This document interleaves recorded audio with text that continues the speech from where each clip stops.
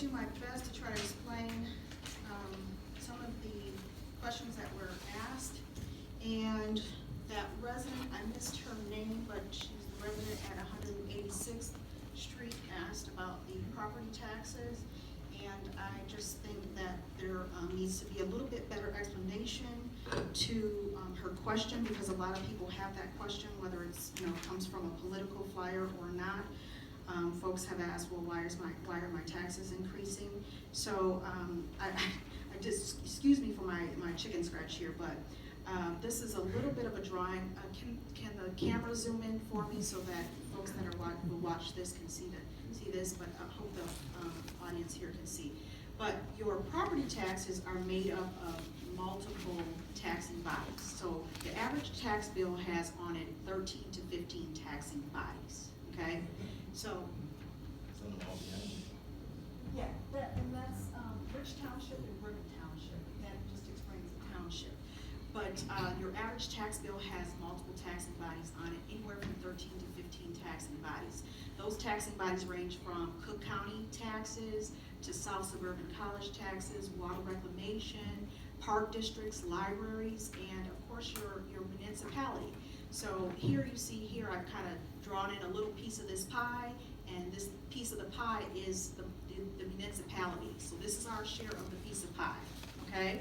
So if our piece of the pie, we say it takes $30 million to run this city, to pay our fire, to pay our public works, to pay our police, to pay our administration, to run the city, it takes $30 million. These are rough numbers. And the $30 million at one point was divided by all of the property tax payments. So when you pay your property taxes, when businesses pay their property taxes, it all goes into a pool and they pay that. Since then, 5 or 6 years, as we know, Illinois has been losing population, and that includes Country Club Hills. We are losing population. So now this 4,100 goes down to 3,700. So now you have the same amount of taxes having to be paid by less people, and that's what makes the taxes higher, because you have the same amount of taxes, and although we have not increased the taxes, which is true, we haven't increased the tax levy. If we did, it was a minute amount. You have less people sharing the same amount of money, okay?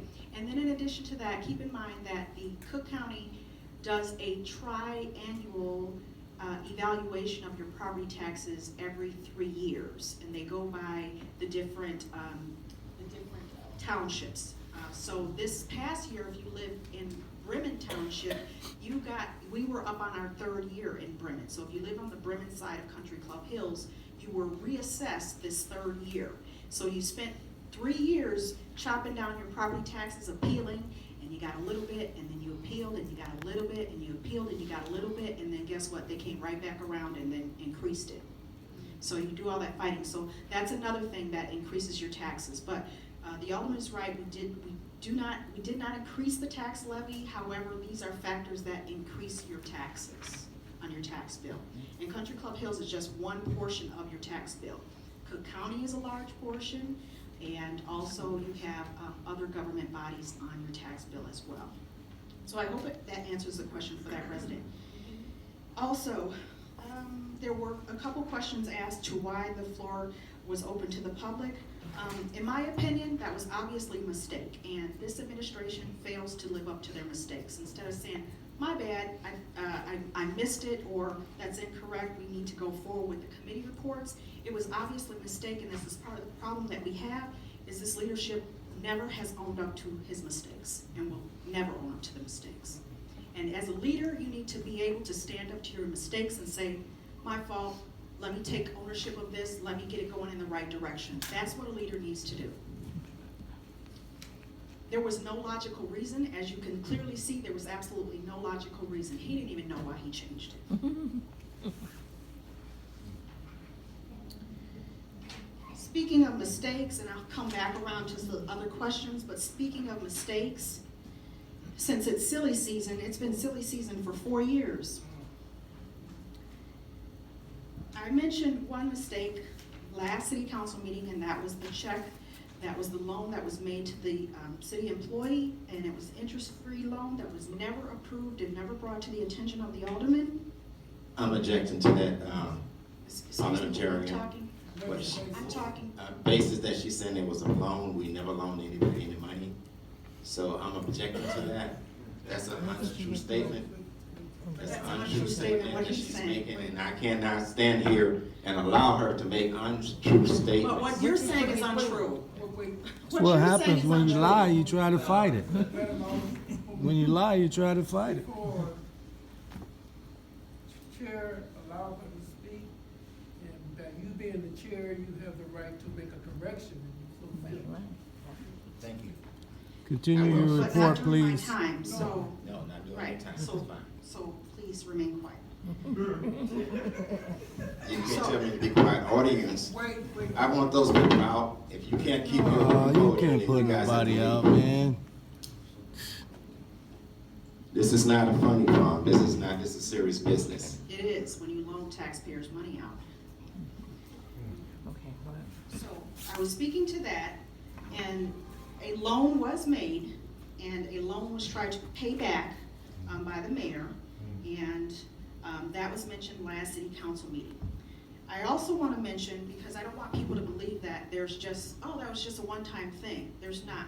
This administration has had mistake over mistake over mistake over mistake, and it has doubled and tripled in capacity to the amount of loss that we have. So also when residents think of their tax bill, think of the loss that you're having that you could be avoiding. So when we get to this point where there's no money in the bank, you have to ask yourself, why isn't there any money in the bank? Yes, we have operations, but when these mistakes just keep adding up, that's part of the reason why we don't have any money in the bank.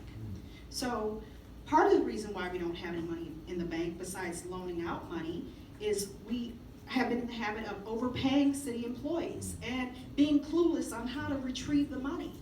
There was a mistake, and have been several mistakes made in which we've overpaid employees, and this administration is clueless on how to recoup the money from the employees.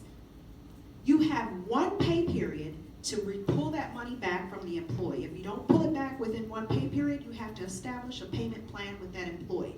But again, goes back to why the mistakes are being made to begin with. Why is somebody getting overpaid consistently? What's going on in your finance department that is not correcting this behavior? And why is the mistakes, when they occur, being pushed off on other people instead of the person that it's really coming from? That's not qualified. Why do we hire a temporary contractor and pay an $8,000 early buyout fee to an unqualified individual, and then the individual leave the city 4 months later? Why? Why do we pay? Because so we could tell her she was easy to tell what to do? That's the type of people you have working for you. That's the type of people they want on staff, people they can tell what to do. So we pay an $8,000 early termination fee from a temp agency to convert this person to an employee, and then that person turn around and leave 4 months later. Leaving a perfectly fine payroll system for a higher cost payroll system, only to find out the issue isn't the payroll system, it's the unqualified personnel in the payroll system. You cannot have multiple super users in the system doing anything and everything they want in the system with no checks and balances. But leave it to the finance team, it's the payroll system that's the problem. No, it's not. Garbage in, garbage out. You put garbage in, you go in, you mess up things in the system, you're going to get messed up data when it comes out.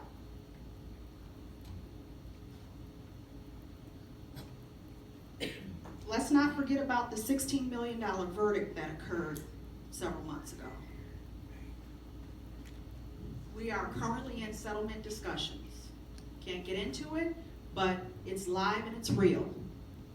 Now, the mayor might say that, oh, that originated under Welch. Yeah, it did. It actually did originate, it was filed under Welch. And let me tell you something. We could have settled this as low as $50,000 because that was the first demand she made. But again, instead of saying, we made a mistake, these are mistakes, let's accept it, let's move on, let's settle this, or even as a leader coming into a new administration saying, let me find out what cases are outstanding. I want all of the legal cases that are outstanding to be brought to my attention, to be brought to the table, and I want to know what each and every one of their statuses is, and I want to know when they can and if they can be settled. Within 30 days, I need to know this information. That's what we pay attorneys for. Bring this information to me. That's their expertise. What is the likelihood that we can settle these cases, and for how much? And if you don't think we can settle them, how long will they go on? As a new leader, that's what you come in and you do. You find out what's outstanding, what you're accountable for. You don't blame it on the past leader. You're the new leader. You take ownership now. But instead, you sit in the back of the courtroom and you let the case actually go to trial. And then you call the alderman at the 11th hour and say, we need an emergency meeting on a Sunday at 6 o'clock because you knew the verdict was going to come down against us. But you sat in the courtroom through the whole trial and didn't even tell the alderman that the case was in trial.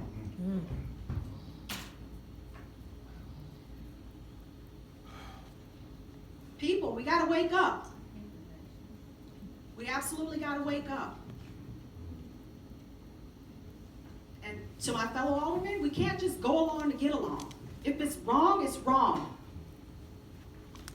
I can only vote my vote, and you can vote your vote, but if you know it's wrong, don't go along to get along. Not to mention a whole litany of other things, like trying to put a registered felon and sex offender on the payroll to work at the CRC, the Community Rec Center with our kids. Just a number of atrocious things. Just poor leadership. Silly season, it's been silly season for 4 years.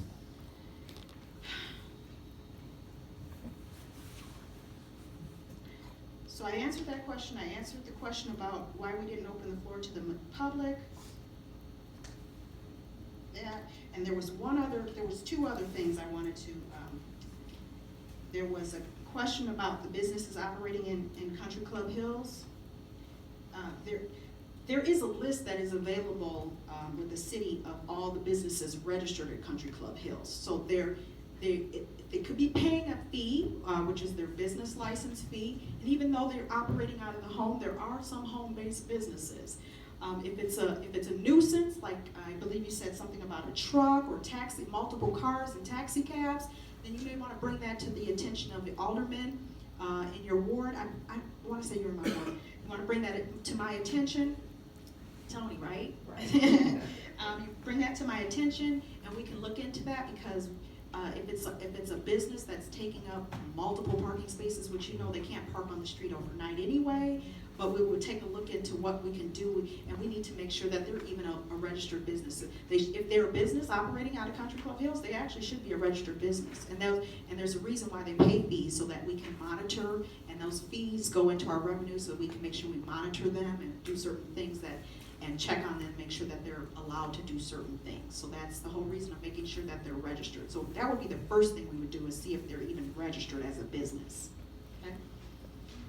And then next, the last one was a comment about paying the vouchers and do you want to get paid? Of course, if you provide a service to the city or any time you provide a service or you give an item or sell an item, you want to be paid for it. But again, it goes back to having the money. You can't pay for something that you don't have. And it goes to what my fellow alderman said. We should never be approving the vouchers. You shouldn't be approving something that we don't have the money to pay for. So if you're sitting there approving, a $500,000 set of vouchers, but you only have $25,000 in the bank, then why are we approving $500,000 and we only have $25,000 in the bank? And the reason why those checks will be voided is because those checks that we approved 2 months ago, they're now 60 days old on a 90-day check. So most checks are made out for 90 days. if they've been sitting on the desk for 60 days, well, that only gives the vendor 30 days to cash it, which is not, you're supposed to give them their 90 days to cash the check. So those checks will be voided, but that goes to point to us should have never be approving that to begin with. And to my alderman that says we're okay, we're gonna be okay, we'll be okay in a month when your property taxes come in, but come October, we'll be in worse condition again, because this is only a temporary fix. So when your taxes come in, yeah, the whole flood of money to go out to pay those vouchers that have been sitting there, but we'll be right back in the same situation, right back getting near negative balances again in October. And it's gonna keep getting worse and worse if you continue to do that, because eventually there will be no money to pay if you continue that cycle. So I just want to make sure I answered everybody's question that I took a note on. And I did, but I appreciate everybody and taking the time to really consider these things. If you have questions, I encourage you to go to your alderman, get more detail, get more specifics. FOIA information, if I said something that piques your interest, feel free to go to the clerk, and which you can either do online, or you could fax it in or email it in. You can get that information off the city website, and FOIA the information that I'm talking about. Ask questions. It's your dollars, it's your money. You're entitled to know what's going on, and if it's being mismanaged, then you're entitled to know that and ask questions why, and then hold those people accountable.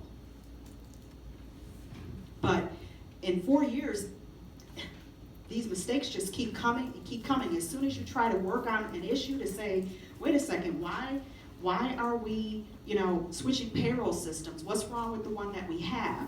And if there's certain things, bring those people to the table. Let's talk to them. Let's figure it out. Is this mistakes that we're making? And if so, how do we correct those mistakes? And then as soon as you try to get somewhere with that, then another mistake happens, and then you run over there and you try to say, well, what's going on? Why are we overpaying people? Why are we not getting our money back? Why are we not retrieving our money? And as soon as you're over there and you try to get going on that, then something else over here happens. It's just been a hamster wheel for 4 years, chasing mistake after mistake after mistake, all to the detriment of your money in this municipality. So when you go and you pay, whether you're paying property taxes or whether you're paying some sort of revenue fee, there's a whole list of fees here, where it went, that the clerk provides that is revenue to the city. The largest one being at the top here, property taxes, but we collect all kinds of taxes from you. We collect contractor fees, we got fire inspection fees, occupancy fees, we get all the fees from the rec center. When you go participate in a recreational program, building permit fees, red light camera fees, not reimbursement, court fines, membership fees. There's also, in the summertime, when you buy those stickers, there's water sales. There's a whole litany of fees and revenues that we collect from you and that we get. So when you either also go pump gas on the corner of 183rd and Cicero or 183rd and Pulaski, part of that gas tax comes back to the city. It's on here as revenue. How are we managing your money? All of this revenue that's coming into the city in all these forms. So it's not just property taxes, it's all kinds of revenues. When you watch cable, Comcast, DirecTV, there's a little line item on that says local sales tax. That comes to us. We get a part of that. Your utilities, when you pay your utility bill, not all of it goes to ComEd. There's a little line that says local tax fee. We get that. Okay? All these fees coming into the city, all this revenue coming into the city, how are we managing it? Ask yourself that. Are we wasting it? Are there mistakes being made that can be avoided? I can tell you the answer is yes. And that's the end of my report. Thank you, Alderman.